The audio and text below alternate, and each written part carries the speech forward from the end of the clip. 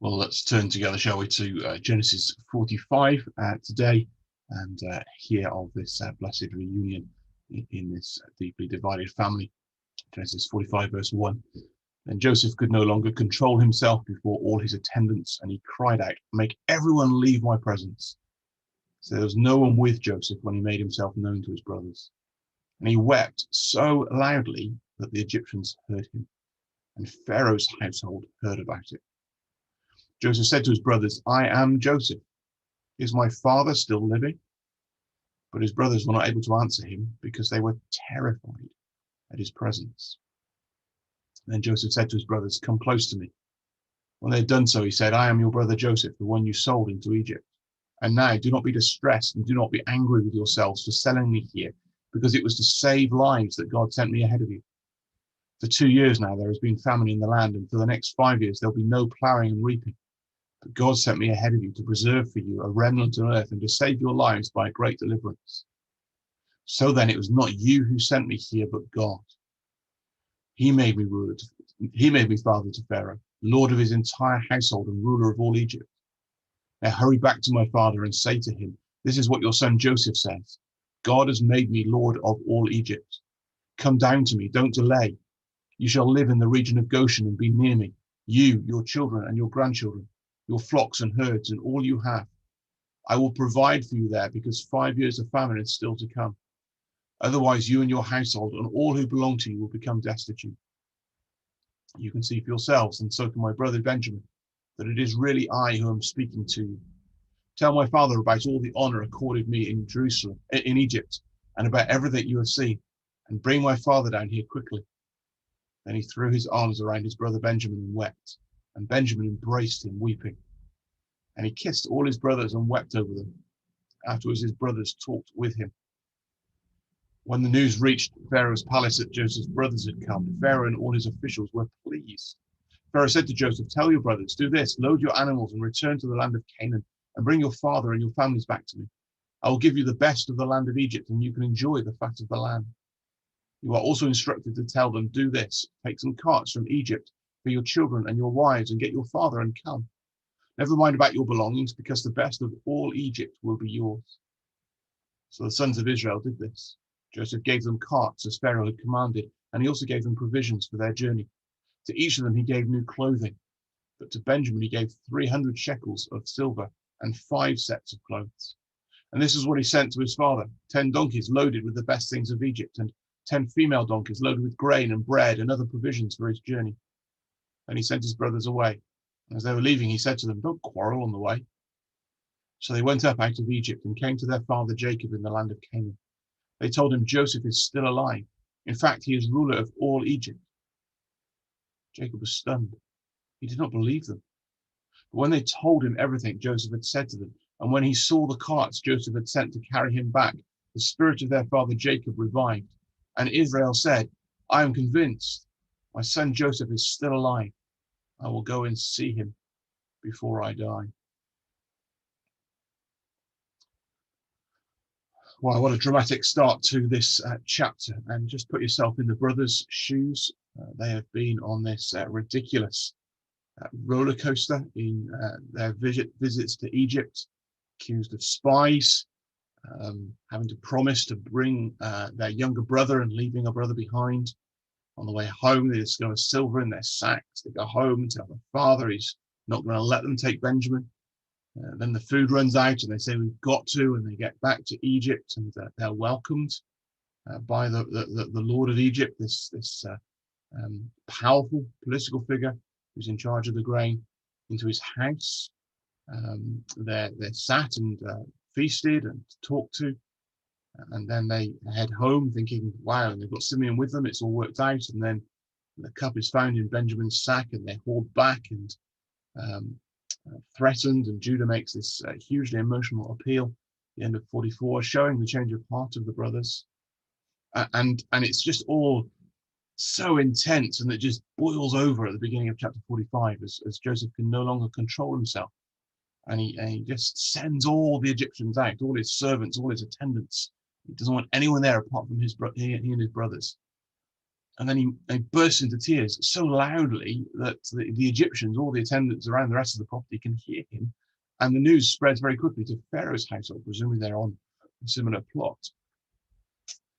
And at this point, just remember, Joseph's brothers don't know what's going on. They don't know who he is. So, what is happening and what is this meltdown about? And you can just sense the atmosphere in the room. And then comes this bombshell for the brothers, verse 3, I am Joseph. Now, they've not seen him in 20 odd years. They've been living with the lie of having sold him and told their father he's dead when they know what they've done to him. But they don't know where he is. As far as they are concerned, he may well be dead, having been sold as a slave. And now this awesomely powerful man who seems to have been playing with them in the last 2 years says, I am Joseph. But before there's any chance for recrimination or anything or fear of that, it's followed by, is my father still living? You sense Joseph's love for his dad here and the longing for restoration with his father. And it all just bursts out in emotion, but the brothers aren't able to say anything. They're absolutely terrified. It's bad enough being in the presence of a powerful Egyptian and having been toyed around with and worried, but now this is the brother they bullied. This is the brother they sold into slavery. He's the powerful Lord, and they're just terrified. And Joseph summons them to come close. Presumably there's been distance because he's the Lord, and they sat at his feet, if you like, at the other end of the table. But now he draws them in and says that I am the brother you sold into Egypt. Now that sentence could be followed with all sorts, couldn't it? And now you're in for it, boys. That's what you thought to do, and look at me now. But that's not his instinct at all, is it?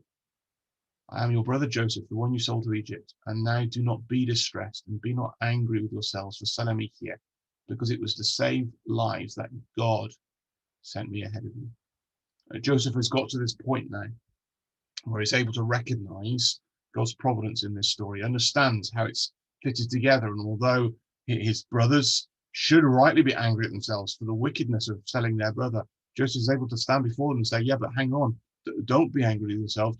God's done this, because actually through my pain and suffering has come your salvation.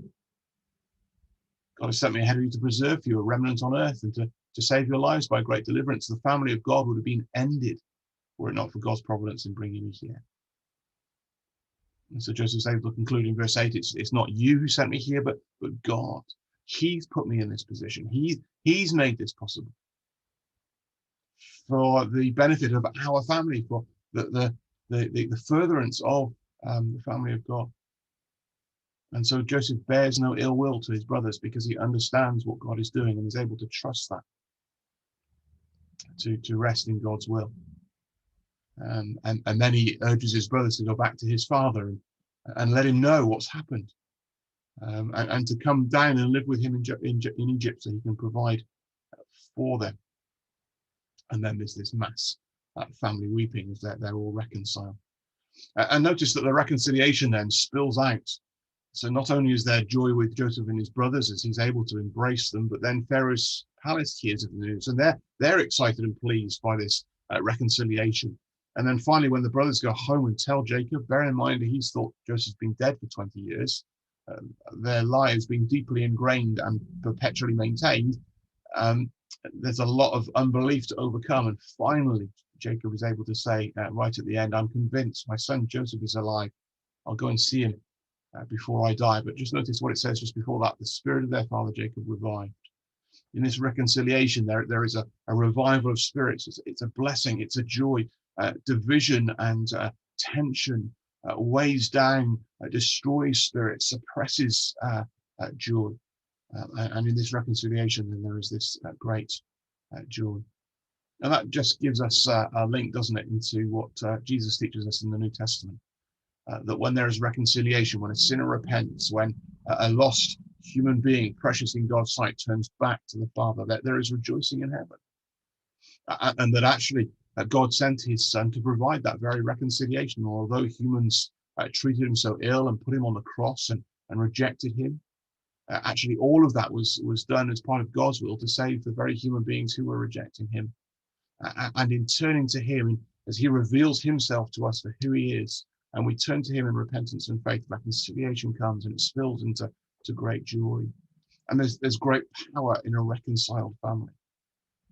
My own birth family have been pretty good at falling out with each other over the years, and the joy of an increasingly united Christmas gathering where we're coming back together and new ones are being added, it seems, every year, and just the joy of that and the impact it spills out. And it should really challenge us as a church to pray that that reconciliation that we've experienced with God would be enjoyed amongst us in our relationships together, that it might be a powerful witness in our community to bring blessing to others as they see people who really do genuinely love each other and care for each other and see the love of God made known, and others will be drawn into the blessing of that. And that actually for people within our fellowship whose spirits are cast down because of family division and hurt, and even Christian family division within churches, Lord, that spirits will be revived in the joy of reconciliation.